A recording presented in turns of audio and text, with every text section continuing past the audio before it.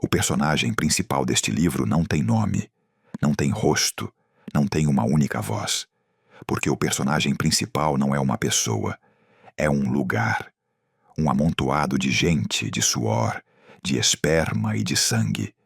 Um organismo vivo que nasce da ganância, se alimenta da miséria e respira a plenos pulmões a energia de seus habitantes antes de devorá-los por completo. Hoje, vamos dissecar a obra mais brutal e visceral da literatura brasileira. Um livro que não pede licença para te chocar. Um livro que te agarra pelo colarinho e te força a olhar para o esgoto, a céu aberto da sociedade. Este é O Cortiço, de Aloísio Azevedo. E ele é um espelho que, 130 anos depois, ainda reflete a nossa imagem mais incômoda. Para entender a frieza cirúrgica de O Cortiço, precisamos entender o movimento literário que o pariu, o naturalismo. Pense no naturalismo como o irmão mais radical e pessimista do realismo.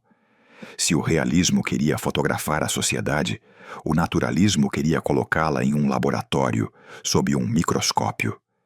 O autor naturalista não é um artista, ele é um cientista social. E Aloísio Azevedo foi o nosso cientista-chefe. Nascido no Maranhão em 1857, Azevedo era também caricaturista. E essa veia para o exagero, para a captura da essência de um tipo social em poucos traços, é fundamental em sua obra. Influenciado pelas teorias científicas da época, o darwinismo social, o positivismo e, principalmente, o determinismo, Azevedo acreditava que o ser humano não era dono de seu destino. Ele era um produto, uma consequência de três forças implacáveis: o meio em que vivia, a raça a que pertencia e o momento histórico em que estava inserido. Em O Cortiço, ele não está contando uma história. Ele está provando uma tese. E cada personagem é uma cobaia em seu experimento literário. Vamos entrar nesse laboratório. O cenário é o Rio de Janeiro, do final do século XIX, uma cidade em febre. A escravidão tinha acabado de ser abolida. A República, recém-proclamada. Imigrantes europeus chegavam em massa, disputando espaço e trabalho com os negros recém-libertos. É nesse caldeirão que encontramos a semente do nosso monstro, João Romão, um português avarento cuja única religião é o dinheiro. Ele é dono de uma pequena venda e de uma pedreira, mas sua ambição é do tamanho de um império. Ao seu lado, vive e trabalha Bertoleza, uma mulher negra, quitandeira, que acredita ter comprado sua liberdade.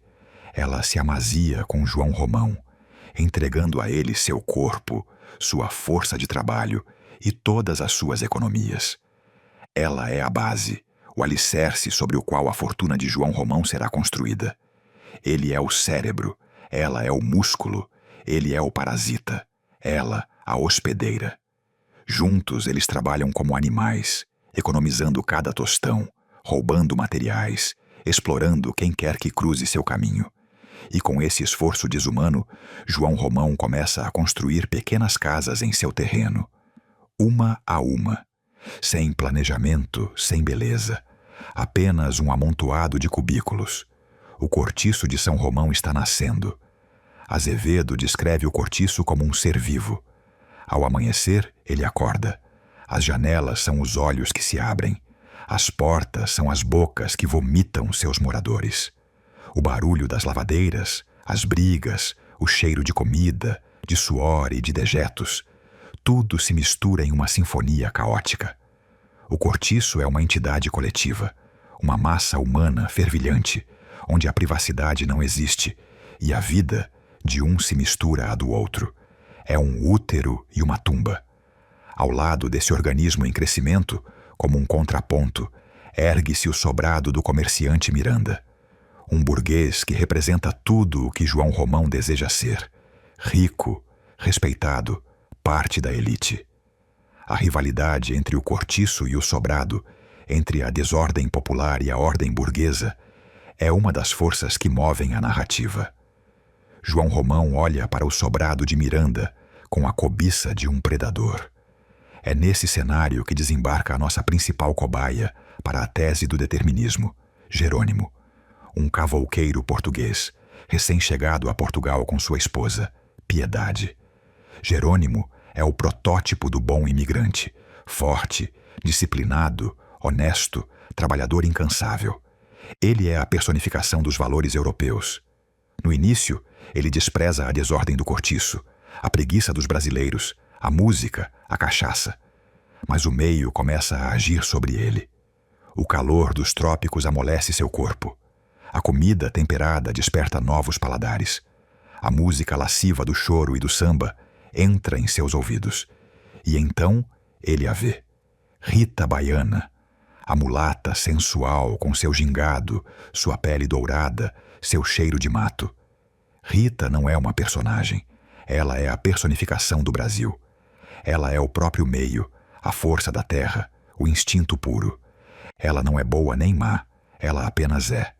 E ela seduz Jerônimo sem esforço, como o sol que queima a pele do estrangeiro. Jerônimo está perdido. A disciplina europeia se dissolve no suor tropical. Ele, que só pensava em trabalho, agora só pensa em Rita. Abandona sua esposa Piedade, que se entrega ao alcoolismo e à degradação. Ele, que era um homem pacífico, se torna um brigão. Para provar seu valor e conquistar Rita de vez, ele enfrenta o antigo amante dela, o capoeirista Firmo. A briga é selvagem, animal. E Jerônimo, o português ordeiro, mata Firmo a facadas. A transformação está completa. O meio venceu. O cortiço o devorou e o cuspiu de volta, transformado em um brasileiro preguiçoso e passional. A tese de Azevedo está provada. Se você está chocado, prepare-se. A parte mais brutal ainda está por vir. Enquanto Jerônimo caía em desgraça, João Romão só subia. Seu cortiço cresceu, sua fortuna se multiplicou. Ele agora é um capitalista, um homem rico. Mas o dinheiro não basta. Ele quer status. Ele quer ser aceito pela elite. Ele quer apagar seu passado sujo e se tornar um homem respeitável. E a forma de fazer isso é se casando com Zulmira, a filha de seu rival, o burguês Miranda. Mas há um problema. Um obstáculo que o liga ao seu passado de miséria e exploração. Esse obstáculo tem um nome: Bertoleza. A mulher que construiu tudo com ele. A mulher que lhe deu tudo. Agora, ela é apenas um estorvo, um vestígio de um passado que ele precisa apagar. E João Romão, o predador supremo, faz o que predadores fazem. Ele elimina a ameaça. Em um dos atos mais frios e cruéis da literatura brasileira, João Romão, que guardava o dinheiro da suposta alforria de Bertoleza, a denuncia a seus antigos donos como escrava fugida. Ele a vende de volta para a escravidão para limpar seu caminho para a alta sociedade.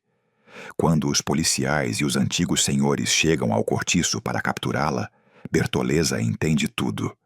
A traição, a exploração, a vida inteira de sacrifício para nada. Encurralada, sem saída, ela toma uma decisão. Em vez de voltar ao cativeiro, ela pega uma faca de cozinha e, na frente de todos, rasga o próprio ventre de baixo para cima. Ela se mata. O sangue de Bertoleza, a mulher negra, a trabalhadora, a ex-escravizada, é o sacrifício que lava a biografia de João Romão e permite sua entrada no mundo dos barões. Com o caminho livre, o destino de João Romão se cumpre. Um incêndio misterioso destrói o cortiço. Para ele, é a oportunidade perfeita. Ele o reconstrói, mas agora de forma mais limpa, mais organizada, com aluguéis mais caros. O antigo cortiço de São Romão, o organismo vivo e caótico, morre para dar lugar à Avenida São Romão. Os antigos moradores, os pobres, os vermes, são expulsos e vão para outro lugar, para a periferia, para formar um novo cortiço, o Cabeça de Gato. O ciclo recomeça. O monstro não morreu. Ele apenas se mudou de bairro. Por que essa história tão brutal e pessimista continua tão relevante? Porque o cortiço é o DNA do Brasil. Ele explica a nossa formação social de uma forma que nenhum livro de história consegue. A ganância de João Romão é a ganância do capitalismo selvagem, da especulação imobiliária, do empresário que enriquece explorando a mão de obra barata. A tragédia de Bertoleza é a tragédia do povo negro, usado como alicerce da nação e depois descartado. O abrasileiramento de Jerônimo é a eterna discussão sobre nossa identidade, sobre o que nos define como povo. O livro nos mostra que a gentrificação não é um fenômeno novo. A expulsão dos pobres das áreas valorizadas das cidades, como vemos hoje, é a mesma história da Avenida São Romão. A desigualdade social, o abismo entre o sobrado e o cortiço, continua a ser a nossa maior ferida aberta. O cortiço é um soco no estômago, porque nos mostra que, em muitos aspectos, o Brasil de 1890 ainda vive em nós. Ler o cortiço é uma experiência desconfortável, mas necessária.